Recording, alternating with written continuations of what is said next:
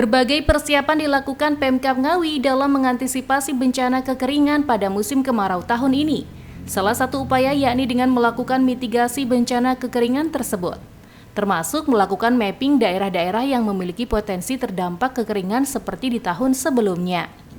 Wakil Bupati Ngawi, Dwi Rianto Jatmiko menjelaskan, Pemkab Ngawi tahun ini menargetkan berkurangnya jumlah desa yang menjadi langganan kekeringan, termasuk adanya program PAMSIMAS yang saat ini sudah masuk ke desa. Dari perkiraan, ada sekitar 56 desa sehingga untuk tahun ini diharapkan dapat ditekan menjadi 40 desa yang mengalami kekeringan. Diakuinya, ada beberapa daerah yang sudah lepas seperti daerah Kecamatan Karanganyar karena sudah ada program PAMSIMAS, baik itu program pemerintah pusat, provinsi, maupun dari dana desa. Kemudian di Kecamatan Beringin, Kecamatan Kasreman, dan sejumlah daerah lain yang kini sudah ada penampungan air.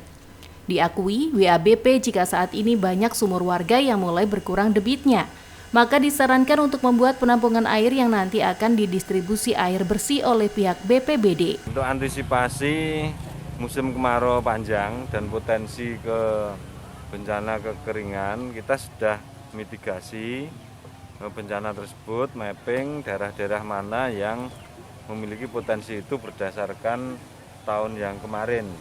Tapi ada beberapa daerah yang perkembangannya dari semula itu daerah bencana kekeringan menjadi tidak karena program PAMSIMAS itu masuk. Kalau perkiraan 56 desa, mudah-mudahan tahun ini bisa ditekan sampai sekitar 40 desa lah yang kekeringan. Nah, beberapa daerah yang sudah lepas itu wilayah Karanganyar itu sudah kita pastikan bisa lepas dari bencana itu karena didorong oleh program PAMSIMAS baik dari pusat, dari kabupaten maupun DD. Jadi DC diarahkan untuk itu. Lalu yang di Beringin itu di Dusun Buan ada 2 wilayah desa, Sumber Bening dan Beringin, itu kita upayakan untuk titiknya bisa dikurangi kebutuhannya karena ada potensi air yang masuk. Lalu di Kenongorjo juga PAMSIMAS masuk. Daerah-daerah yang lain mungkin di Kasreman yang masih perlu kita targetkan dari 56 bisa kita tekan menjadi 40 desa. Dan di belanja tidak terduga BTT, APBD Kabupaten juga kita siapi. Jadi selain untuk kepentingan COVID, pandemi COVID, anggaran tersebut juga kita siapkan untuk bencana yang lain baik kekeringan maupun nanti di akhir tahun ada potensi banjir dan lain sebagainya.